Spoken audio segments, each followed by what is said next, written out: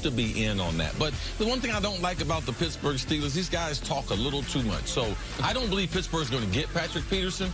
So the guy opposite of Joe Hayden, Joe Hayden is a pretty veteran player. Joe knows he's not talking about him, but the other players Artie Burns thinks he's talking about, man, they're trying to replace me. They think that I'm the missing link. So not good thing to put out there on Twitter, Patrick Peterson. But just be cool, AP. Listen, but of course, would they be, am I in on them acquiring him? I'm in on every team in the league that's a contender, which the Steelers are, trying to acquire the best corner in football. If I'm Arizona, I don't trade him because I don't believe in trading in their prime Hall of Famers. But yeah, I'm in on this for Pittsburgh, absolutely.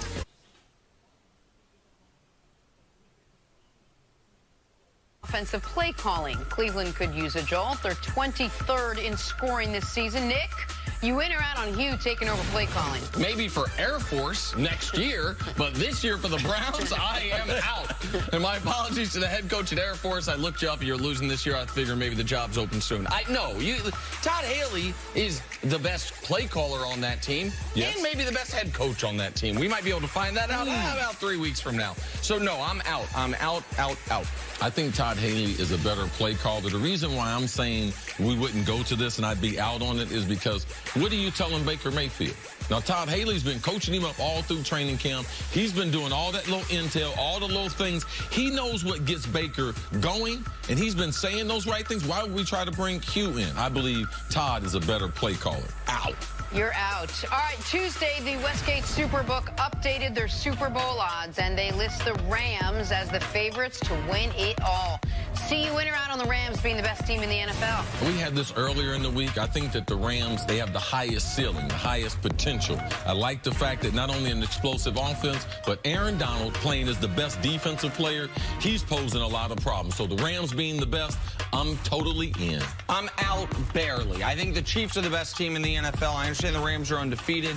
I think the Chiefs, in fact, I know the Chiefs have played a much more difficult schedule, more road games against tougher opponents, and we're going to get to see these two teams play on a neutral site. For the gamblers out there, by the way, I also don't think these odds should be correct, because it's not only about who's the best team, it's about who would have the best path. And the Rams' path would be so much harder than the Chiefs or whomever the 2 seed in the AFC is, because there's 6 or 7 really good teams in the NFC. There's like 4 good teams in the AFC. So I'm out on both sides. All right, moving on to the NBA now. LeBron and the Lakers will be in Phoenix to face the Suns tonight. Lakers are 0-3. That's the worst start for a LeBron team since his second year in the NBA back in 2004. Nick Wright, you in or out on the Lakers picking up their first win tonight? Man, I was in on them picking up their first win night before last, and they blew it at the end. If they don't win tonight, even though they have no Ingram, no Rondo, time to be a little concerned. LeBron? Well, okay, well, sorry. So I'm in. Now, I will say this, the lack of front court depth. DeAndre Ayton's had good game, bad game, good game. If he plays well, that #1 pick, he get JaVale McGee in foul trouble. That could be a problem for the Lakers, but I'm in. They got to beat the Suns. Man, I'm in. I'm hoping. I'm praying for this. I'm praying for Nick Wright. I like a little margin, Lakers and everything.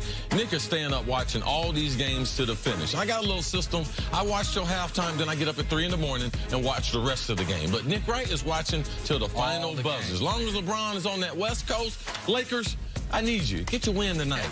At least make it worthwhile for me. Sunday night, you go to overtime.